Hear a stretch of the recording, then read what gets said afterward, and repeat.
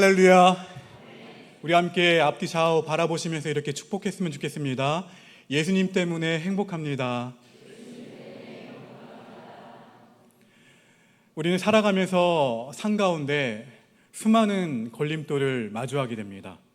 걸림돌은 우리를 지치게 만들고 때로는 걸림돌 때문에 주저앉게 만듭니다. 희망을 품고 가는 길에서 갑자기 우리가 걸림돌을 만나게 되면 어찌할 바를 몰라서 주저앉아 버리게 되는 거예요.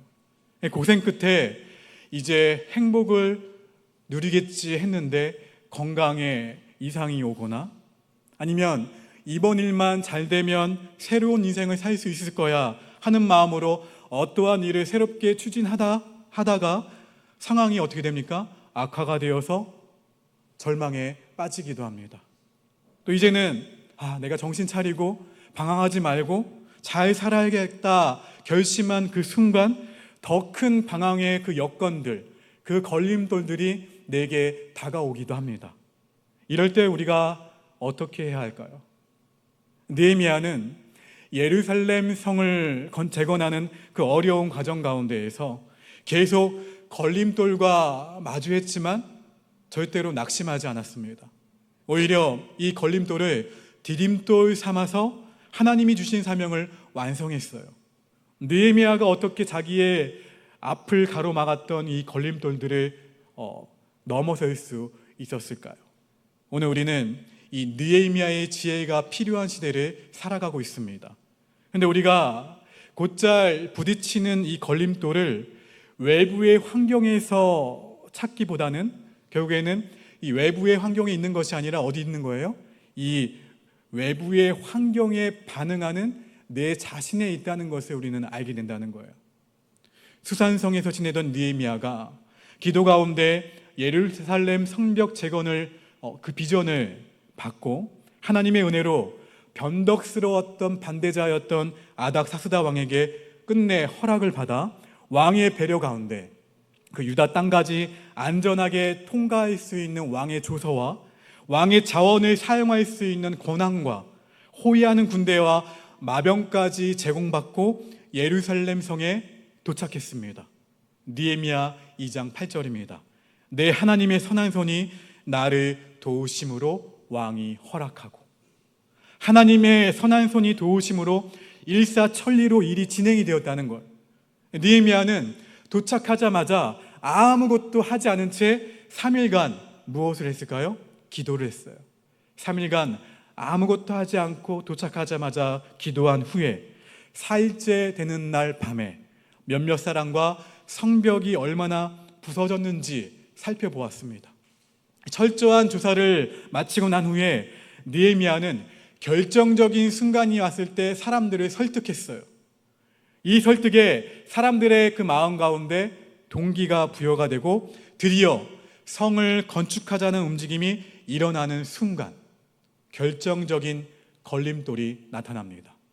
산발락과 도비아와 게셈의 등장이에요. 이들은 이제껏 예루살렘 성을 재건하지 못하도록 방해해온 이스라엘의 적대 세력입니다. 그들은 느헤미야와 이스라엘의 이러한 움직임을 보고 비웃었어요. 업심여겼어요. 그리고 빈정댔습니다. 여러분, 하나님이 허락하신 일이라는 분명한 확신을 가지고 일을 진행할 때에도 걸림돌은 나타난다는 거예요. 그럴 때 우리는 곧잘 이렇게 생각하곤 합니다. 하나님의 뜻이 무엇인가? 정말 이 일을 하나님이 원하시는가? 하나님의 뜻이라면 이렇게 반대에 부딪힐 수 있을까? 내가 자격이 있는 것인가? 나는 지혜도 부족하고 성품도 다듬어지지 않은 모자란 사람이 아닌가? 어쩌면 이런 생각에 빠져 슬그머니 포기할지도 모릅니다. 느헤미야 역시 하나님이 어떠한 손길이요? 선한 손길. 그 선하신 손이 도우셔서 수월하게 진행되었다고 고백했지만 결정적인 순간에 걸림돌을 만나게 된 거예요. 산발락과 도비아가 나타났을 때 느헤미야가 만약에 이런 생각들로 일을 중단했다면 어떻게 되었을까요? 새로운 역사를 만들어내지도 못했을 것이고 쇠락한 이스라엘이 하나님 앞에 새롭게 서는 일도 없었을 것입니다. 마가복음 6장 31절 이하에 나오는 예수님께서, 여러분이 잘 알고 있는 본문이에요. 보리떡 5개와 물고기 2마리로 5,000명을 먹이는 사건이 나옵니다. 예수님이 제자들에게 먹을 것이 얼마나 있는지 찾아보라고 하셨을 때 제자들이 예수님께 가지고 온 것은 무엇뿐이었습니까? 물고기 몇 마리요? 2마리, 그리고 보리떡 5개뿐이었어요. 이것으로 수많은 무리를 먹인다는 것은 불가능했습니다.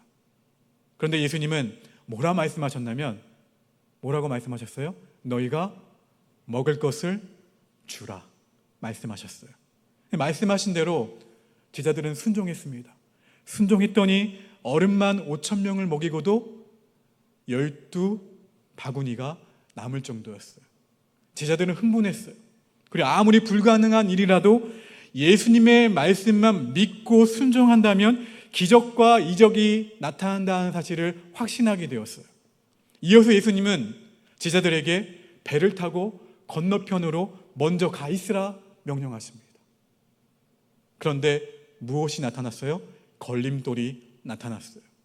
예수님의 말씀을 믿고 가는 길에서 엄청난 태풍을 만나게 된 거예요. 바람이 어찌나 거센지 힘겹게 노를 저었지만 도무지 정신을 차릴 수가 없었습니다. 그러나 제자들에게는 태풍을 만났다는 그 어려움과 고통보다는 예수님의 말씀에 순종해서 가는 길에 걸림돌, 이 태풍을 만났다는 당황스러움이 더 컸을 거예요. 예수님이 가라고 하셨는데, 예수님이 우리에게 먼저 가 있으라고 하셨는데, 그래서 그 말씀에 순종해서 가고 있는데 무엇을 만난 거예요? 걸림돌을 만나게 된 거예요. 태풍을 만나게 된 거예요. 예수님의 뜻대로 가는 길이라면 휘몰아치던 태풍도 잠잠해져야 될 텐데 잠잠하던 바다에 오히려 갑자기 태풍이 불어닥친 거예요. 혼란스러워요. 주님의 말씀이 이것이 맞을까? 우리에게 먼저 가라고 하셨던 그 말씀이 정말 맞는 말씀일까? 다시 한번 생각해 보았을 거예요. 신앙생활 가운데에도 이러한 경우를 많이 보게 됩니다. 하나님이 기뻐하시는 뜻이라고 믿고 일을 맡았지만 계속 무엇을 만나게 되는 거예요? 걸림돌을 만나게 되는 거예요. 이건 아닌 것 같은데, 내가 맡지 말아야 할 것을 맡았나? 신앙생활을 잘해보겠다고 굳게 결심했지만 교회에 출석하지 못할 이유가 여러 가지가 생기는 거예요. 역시 나는 교회와 상관이 없는 사람인가? 여러분, 이러한 자책에 빠지기 전에 한번 생각해 보세요. 하나님이 왜 그러한 어려움을 허락하셨을까요? 마가복음 6장 52절입니다.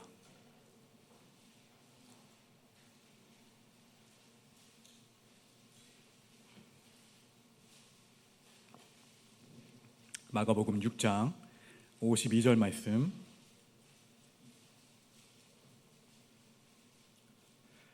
자, 함께 있습니다. 시작.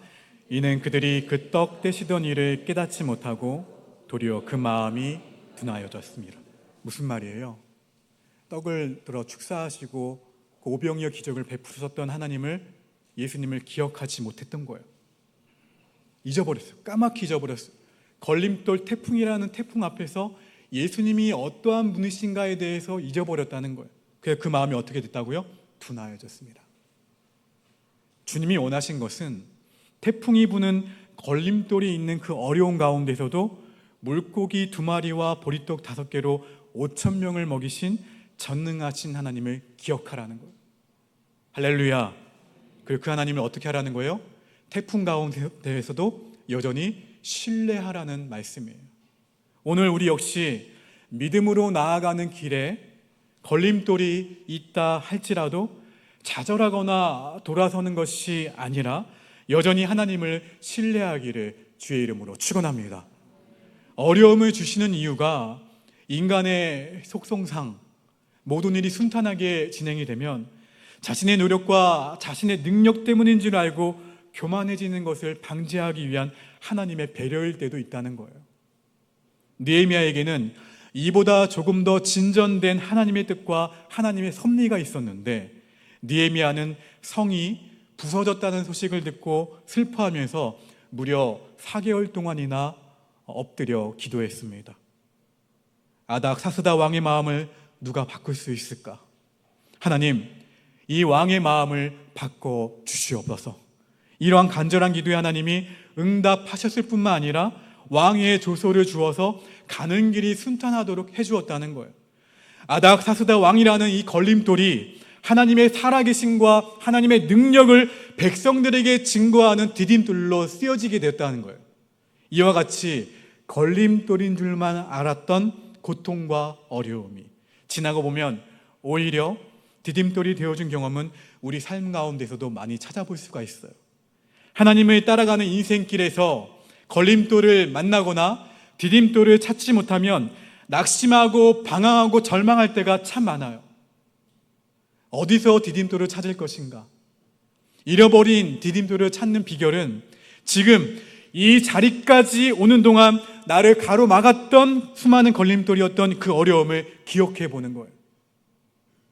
바로 그 걸림돌들을 통해 하나님의 자비와 하나님의 능력과 하나님의 사랑을 경험하고 그 걸림돌을 딛고 지나왔음을 깨닫는 거예요.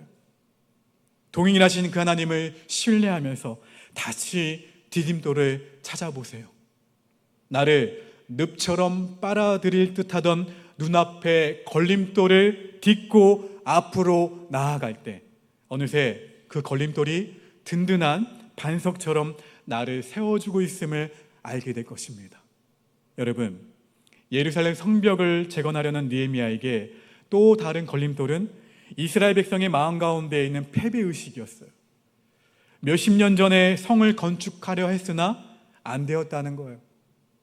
과거에 실패한 경험은 마음속에 무엇을 남기냐면 패배의식을 남깁니다. 그래서 어떤 일을 처음 시도하는 사람과 일하는 것보다 실패한 경험이 있는 사람과 같이 일하는 것이 더 어려워요.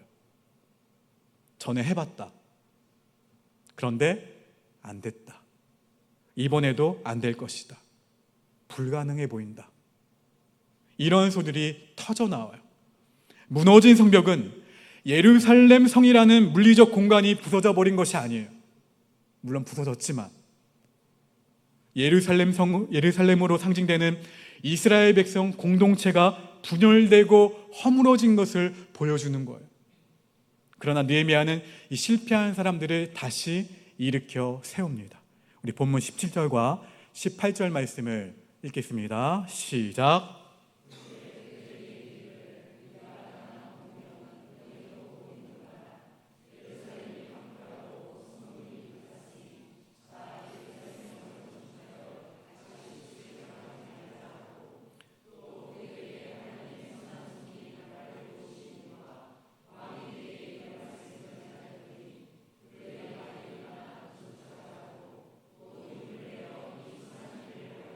할렐루야. 느헤미야는 이 일이 하나님께서 명령하신 일이며 이제까지 하나님의 선한 손이 도우시며 함께 하셨음을 알렸습니다. 당하고 있는 고난과 어려움보다 더 힘든 것은 혼자라는 생각이에요. 외로움이죠. 고독이에요, 사실. 고독을 느끼면 낙담해서 일어날 힘이 없습니다. 내가 힘을 내려고 해도 힘을 낼 수가 없어요. 이런 낙담에서 우리를 다시 일으키는 힘은 뭐예요? 용기와 격려예요. 우리 옆 사람을 바라보시면서 이렇게 고백해 보실까요? 당신의 삶은 의미가 있어요.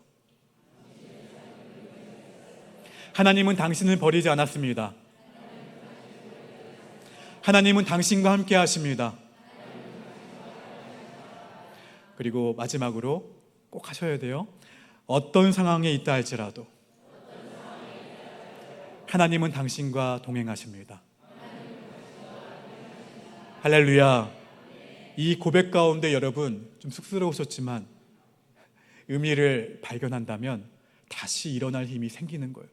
누구를 통해서 주신 말씀이에요? 우리 사랑하는 교우들을 통해 주신 하나님의 격려예요. 하나님의 위로고요. 하나님은 우리를 고아와 과부같이 혼자 내버려 두지 않으신다고 말씀하셨고 언제까지 함께 하시겠다고 약속하셨어요?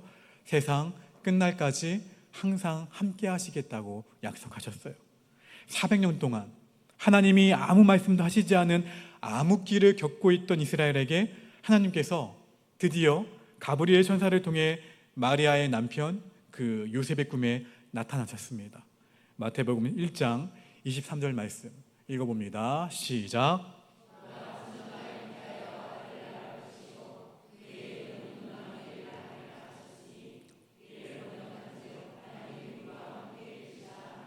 할렐루야. 이스라엘 백성들이 저주처럼 생각하는 말이 있어요. 단어가 있어요. 그 말은 이가봇이에요. 이가봇이 뭡니까? 하나님의 영광이 떠났다. 이 말이 들리거나 이 말을 고백하게 되면 그냥 저주였어요. 그 자체로. 그러나 하나님이 우리와 함께 계신다는 이 임마누엘의 기쁜 소식은 이스라엘 백성들에게 큰 힘이요 큰 기쁨이 되었습니다. 오늘날 우리에게도 하나님이 함께 하신다는 놀라운 메시지는 동일합니다. 의미 없는 하루하루 같더라도 우리 삶 가운데 누가 동행하세요? 하나님이 동행하세요. 하나님이 우리와 함께 계신다. 혼자 사는 줄 알았던 버거운 삶 가운데 하나님이 함께 하고 계심을 깨닫고 예배를 통해 하나님의 임재를 경험하고 말씀이 살아서 내 가슴을 때리고 나를 변화시키는 그 능력을 경험할 때 우리가 그토록 갈망하던 은혜를 누리게 되는 거예요. 바로 여기서 소생의 역사가 일어나게 됩니다. 느헤미야가 백성들에게 일깨워준 것이 바로 하나님이 함께 하신다는 메시지였어요. 우리는 혼자가 아닙니다. 하나님이 우리와 함께 하십니다. 느헤미야는 이스라엘 백성의 신분을 깨닫게 합니다. 세번역 말씀으로 한번 읽어보실까요? 느헤미야 2장 20절 말씀 읽어봅니다. 시작. 하늘의 하나님이 우리를 위하여 이 일을 꼭 이루어 주실 것이요 성벽을 다시 쌓는 일은 그분의 종인 우리가 해야 할 일이요. 침략당하고 짓밟혀서 포로가 된 사람들, 제 몫을 제대로 내지 못하는 절망 가운데 있는 사람들에게 말합니다. 여러분은 누구의 종이라고요? 하나님의 종이에요. 하나님께서 하나님의 일을 위해 여러분을 선택하셨습니다. 그리고 이 자리에 두셨습니다. 하나님의 선한 일을 감당할 사람이 바로 여러분입니다. 예배를 드리는 일도 아니고 성전을 건축하는 일도 아닌 성벽을 다시 쌓는 일이 하나님께서 이스라엘 백성들에게 맡기신 하나님의 일임을 분명히 알고 이스라엘이 하나님의 종이라는 정체성을 일깨워진 느헤미야로 인해 백성들은 용기를 내게 된 거예요. 하나님의 일이 그러면 무엇입니까? 제가 목사로서 설교를 한다고 해도 예배를 인도한다고 해도 사람들에게 제가 인정을 받기 위해서 이 사역을 한다면 이는 세속적인 일이 돼버리는 거예요. 그러나 우리가 집에서 집안일을 하고 직장에서 일을 하고 하다못해 사소한 간단한 작업을 처리하더라도 그 중심에 그 일을 하나님께서 맡기신 일로 믿고 정성을 다한다면 그 일이 바로 뭐예요? 성직이에요. 그 일이 바로 성직이며 그 현장이 바로 성전인 줄 믿습니다. 여러분, 하나님은 우리를 통해 하나님의 역사를 드러내시기 위해 우리를 어디에 파송하셨냐면 가정에 파송하셨어요. 하나님의 영광을 드러내도록 우리를 어디로 파송하셨어요? 직장과 일터로 파송하셨어요. 그러므로 우리는 보냄받은 자의 의식을 가지고 살아가야 하며 필요한 훈련이 되어 있어야 합니다. 이는 곧 선교사의 영성이에요. 예수님의 이름을 부른다 할지라도 이 보냄받은 자로서 훈련되어 있지 않다면 삶의 현장에서 예수님을 믿는 사람으로 살아가지 못해요. 여러분의 모습을 통해서 태신자들 절대로 돌아올 수가 없습니다. 당신이 믿는 하나님이라면 저는 믿지 않겠습니다. 이렇게 돼버려요. 여러분, 교회의 직분이나 신앙에 연수하는 관계가 없습니다. 우리 스스로 가정과 직장에 보냄받은 하나님의 사람이라는 정체성을 분명히 하고 그에 합당한 준비가 되어 있다면 내 삶의 현장을 하나님의 나라로 바꾸어 갈 수 있음을 믿으시기 바랍니다. 성경을 공부하거나 교회에서요, 성경을 공부하거나 교회에서 제자훈련을 받거나 여러 가지 훈련을 받는 것을 두려워하거나 기피하지 마세요. 주님의 자녀로서 흔들리지 않는 정체성을 가지길 주님의 이름으로 축원합니다. 느헤미야는 이스라엘 백성들에게 본문 17절에서 우리가 당한 공경은 너희도 보고 있는 바라. 예루살렘이 황폐하고 성문이 불탔으니 자, 예루살렘 성을 건축하여 다시 수치를 당하지 말자 말하면서 그들이 처한 상황과 현실이 어떠함을 일깨워 줍니다. 실패한 과거에 매몰되어 있는 사람은 객관적인 시선을 잃어버려요. 그래서 자신의 이 좁은 시선으로 좁은 생활이 전부인 줄 착각하게 만듭니다. 그러나 하나님의 말씀이 내 삶 가운데 선포가 되면 진정한 현실을 볼 수가 있다는 거예요. 하나님의 말씀에 비추어 내 삶에서 기도의 부분 혹은 신앙의 부분, 하나님을 바라보는 소망의 부분 등 어디가 내 영역이 무너졌는지 깨닫게 되는 거예요. 여러분, 하나님의 말씀은 진정한 우리 자신의 모습을 보게 만들어서 내가 하나님의 자녀답게 어떻게 살아가야 될지를 우리에게 알려줍니다. 실패하고 낙담해서 그렇게 패잔병의 모습으로 살아가는 하나님의 자녀의 모습이 아니라 수치와 두려움 속에 살고 있는 그런 하나님의 자녀의 모습이 아니라 여러분, 느헤미야가 성을 쌓을 때 산발락과 도비아와 게셈이 걸림돌이 되었다고 했죠. 다시 한번 느헤미야 2장 10절 말씀을 읽어보실까요? 자, 읽어봅니다. 시작.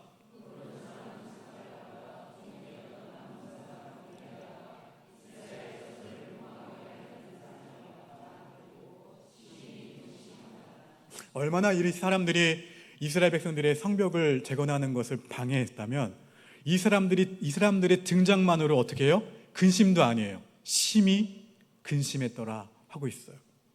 이 말씀에서 알 수 있듯이 이들은 하나님의 백성 이스라엘이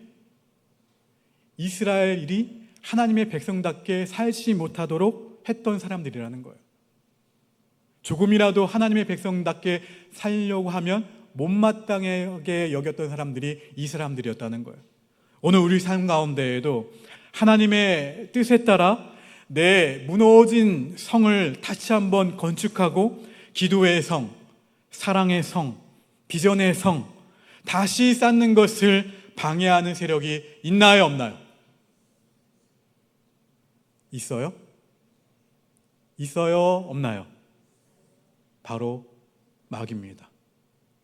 영적인 세계의 무지한 신앙생활은 반쪽짜리 신앙이에요. 이 땅에서의 현상만 현실이 아닙니다. 영적인 세계의 영적인 현실도 있어요. 인생에 절망과 좌절 같은 걸림돌이 찾아올 때 여러분 무엇을 선포하셔야 되냐면 영적 전쟁을 선포하시기를 바랍니다. 영적 전쟁의 무기는 말씀과 기도예요. 말씀과 기도. 그런데 우리가 걸림돌 같은 문제를 만나게 되면 이 문제가 어떤 분에게는 상처일 수도 있어요.